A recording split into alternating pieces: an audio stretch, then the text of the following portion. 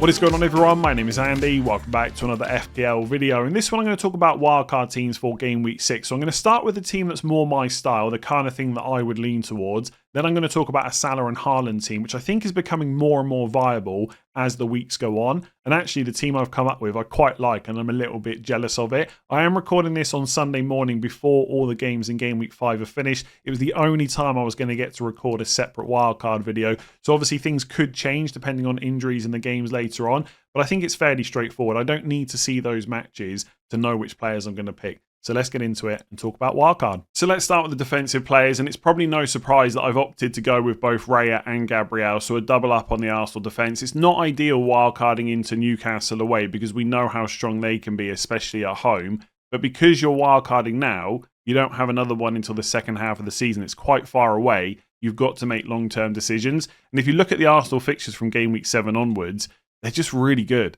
West Ham at home, Fulham away, Palace at home, then back-to-back games against newly promoted sides Burnley and Sunderland, albeit both of them away, not quite as nice as if they were at home.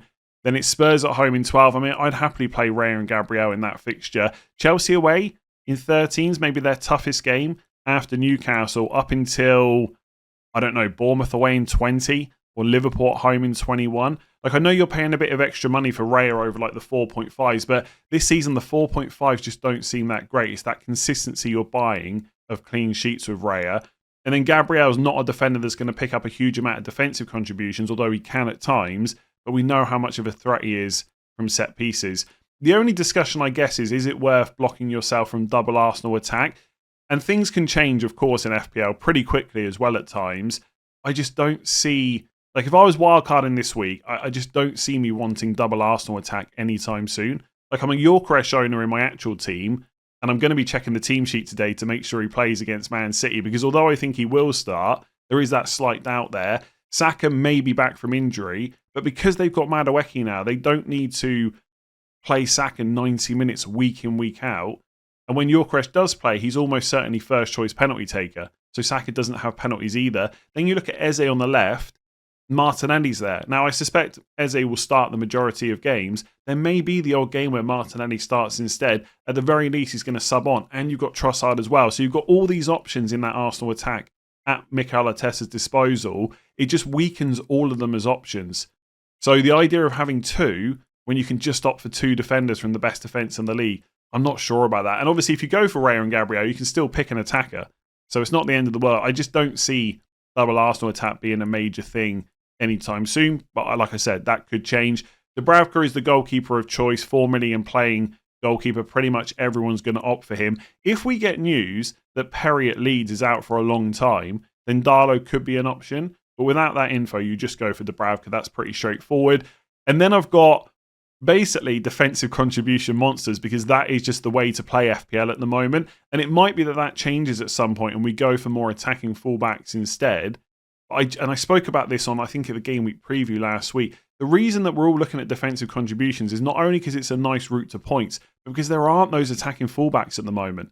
So I've gone for Tarkowski, I think he's 5.5 million actually. I should double check that. He's around that price. Yeah, 5.5 million. He has picked up defensive contributions in every single game so far. So he's almost starting on 3 or 4 points a game.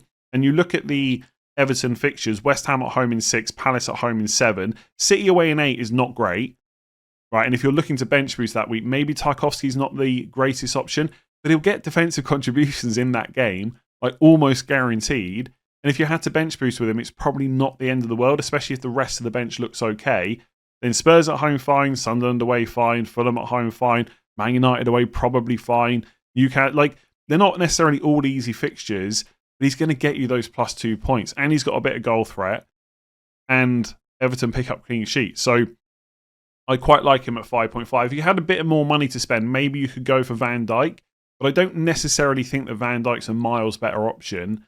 I think the time to really own him is probably maybe Game Week 8 onwards, if not Game Week 12. Then Senesi at Bournemouth. Hasn't played before recording this video against Newcastle, but I would not be surprised if he gets defensive contributions in that game. And he seems to be pretty nailed right now as well. Diakate is obviously a doubt going into the Newcastle game. He might be back, but I just don't see Senesi coming out of that team anytime soon. So for 4.7 million, really good option.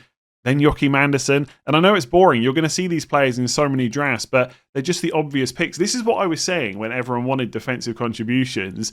It wasn't necessarily going to open the player pool. It just changes who are the best picks. And these players that are getting +2 points every week, like, it's difficult to look past them.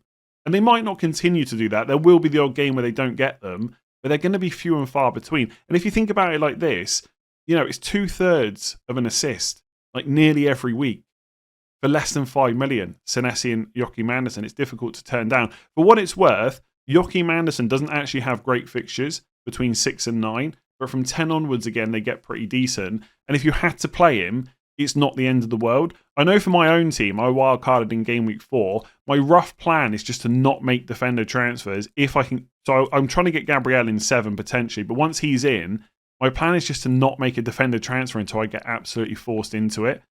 Like, if you look at Fulham's fixtures from 10, Wolves at home, Everton away, Sunderland at home. Okay, Spurs away tougher, City at home tougher in 14. But then Palace at home, Burnley away, Forest at home, West Ham away. Like, you just play him in any of these games.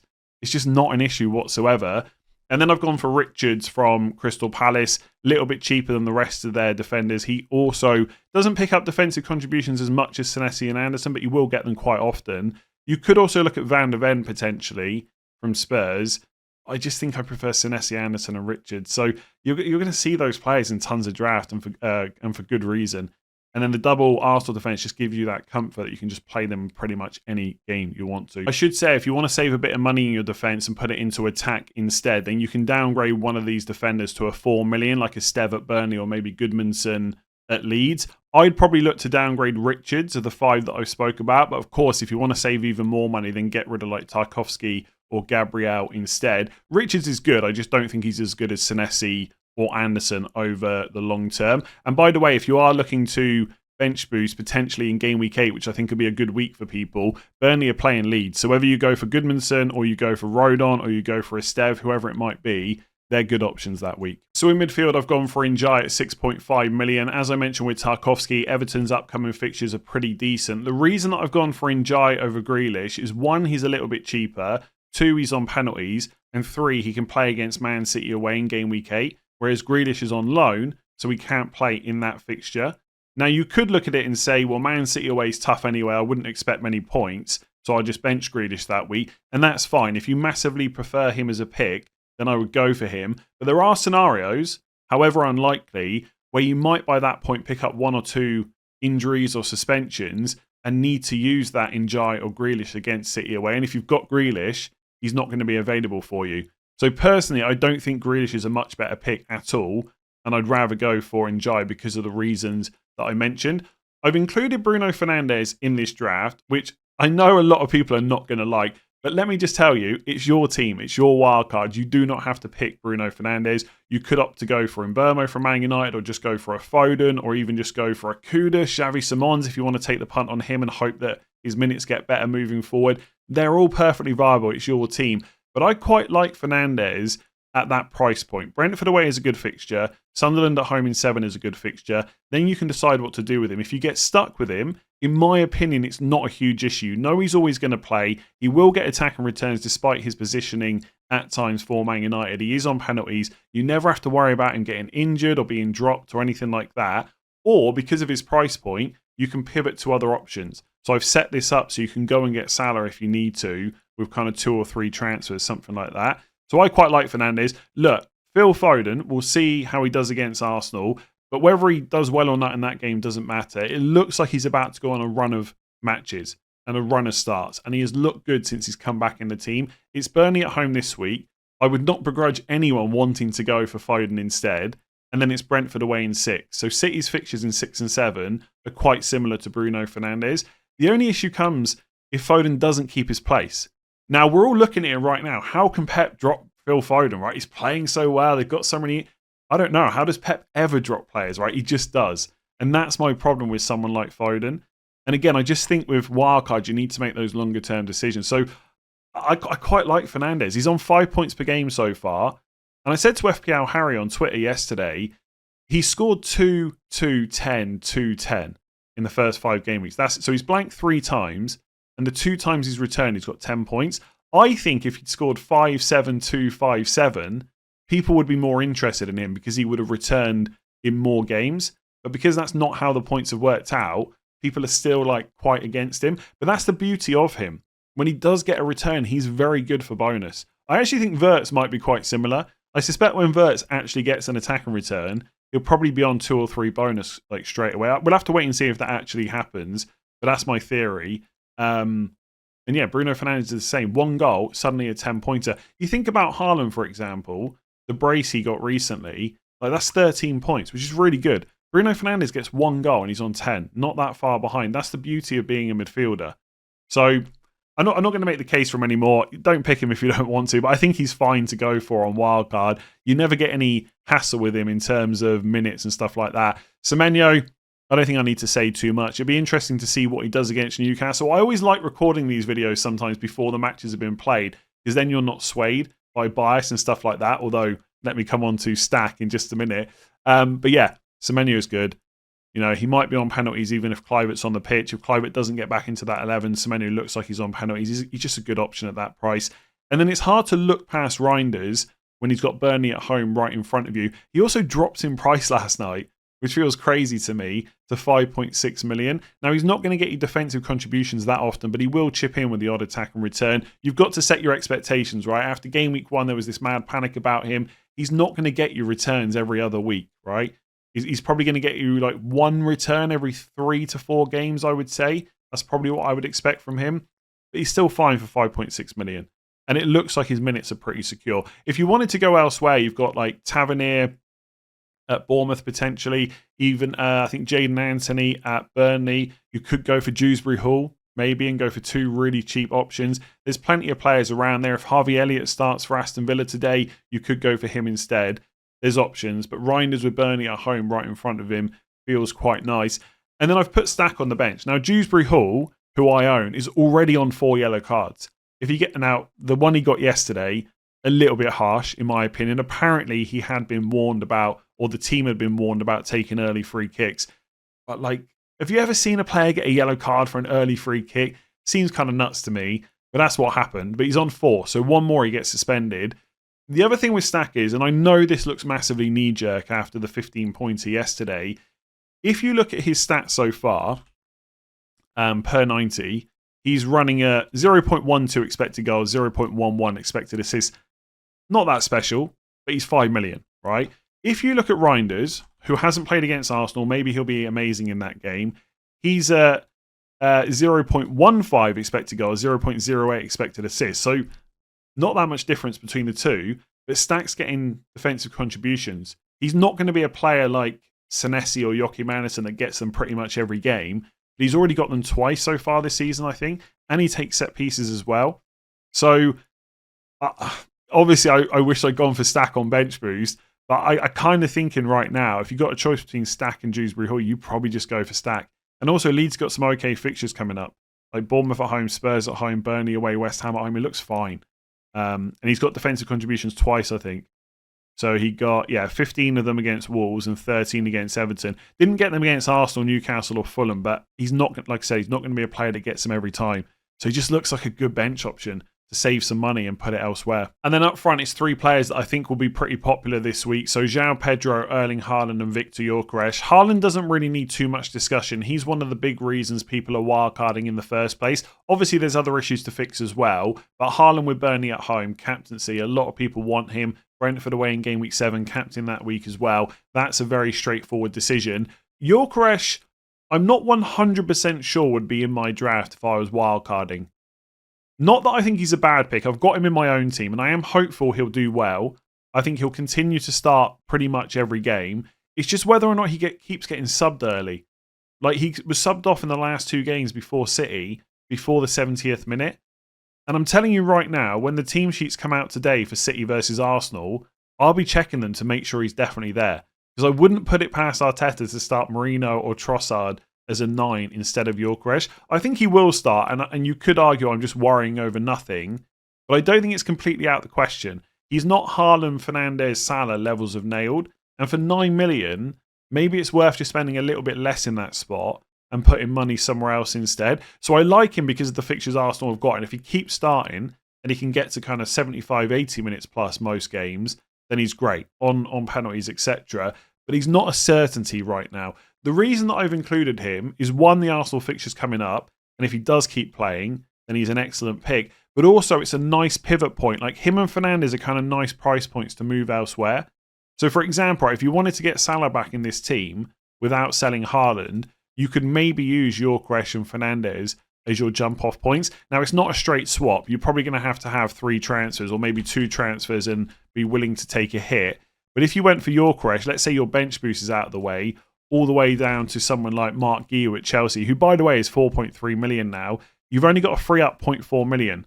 At least with my team, right? You might have different team value. But if I set up in this way, Fernandes to Salah, Gyökeres to Guiu, I've only got to find 0.4 million. That's a Tarkowski down to a 5 million or below defender who's good for defensive contributions. It's Gabriel down to whoever, right?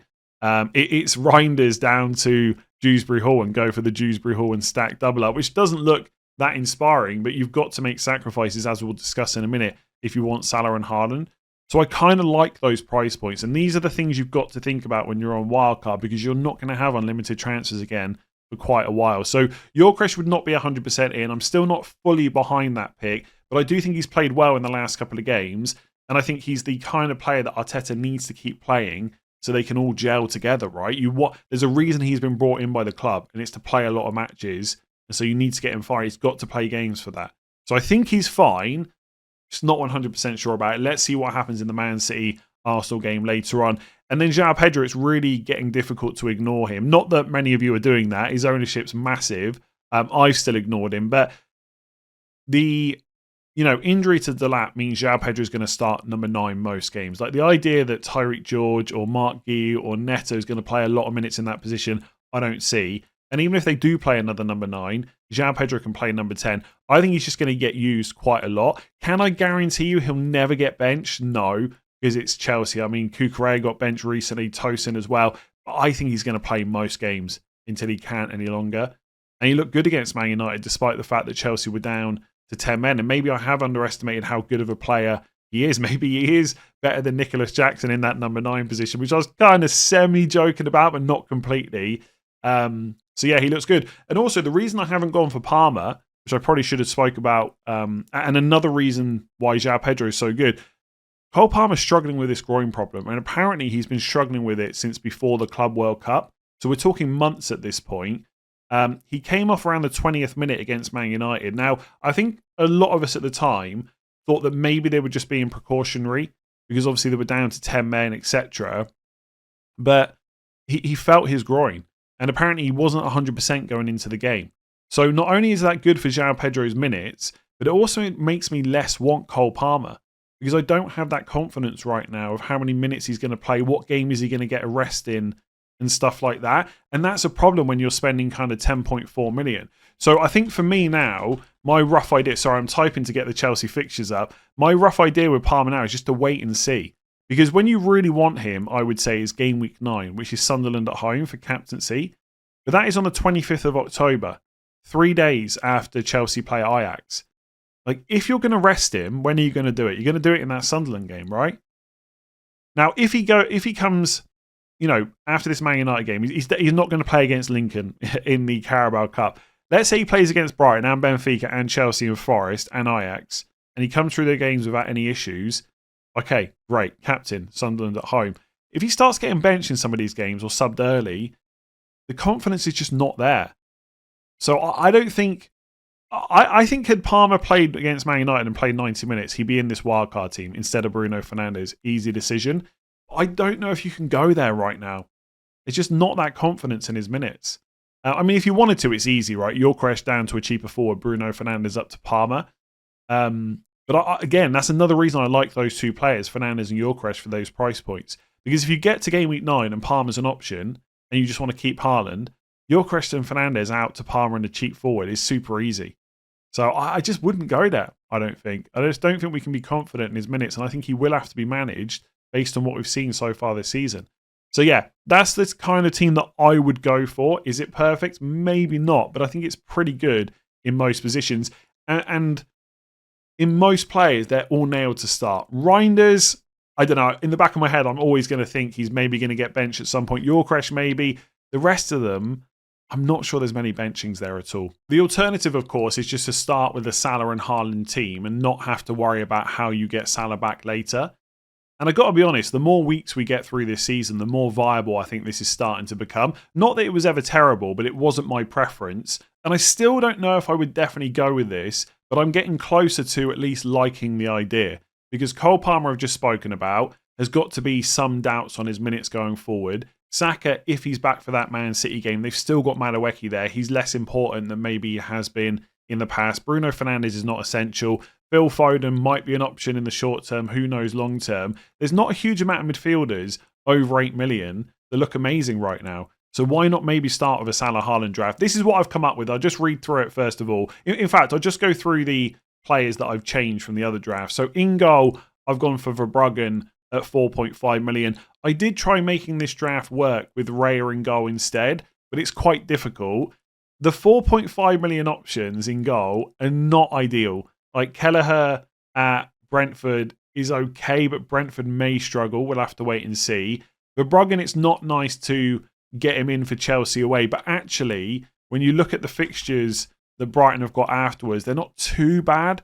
Like Wolves away, Newcastle at home, Man United away, not great, but then Leeds at home, Palace away, Brentford at home, Forest away, Villa at home, West Ham at home. Like long term, the fixtures are quite nice. And again, this is a goalkeeper you're going to put in and forget about for quite a while. You could, of course, go for Petrovic at Bournemouth, which I don't mind. The only reason I didn't go for him is because I didn't know if I wanted to block another Bournemouth attacker. So I've got Senesi and Semenyo still. Do I want to block off like an Evan Nielsen up front? It's probably not the end of the world. There's a lot of forwards you could pick, but that's why I've gone for Verbruggen instead. Another change I made in defence was to go for Van der Ven and Goodmanson.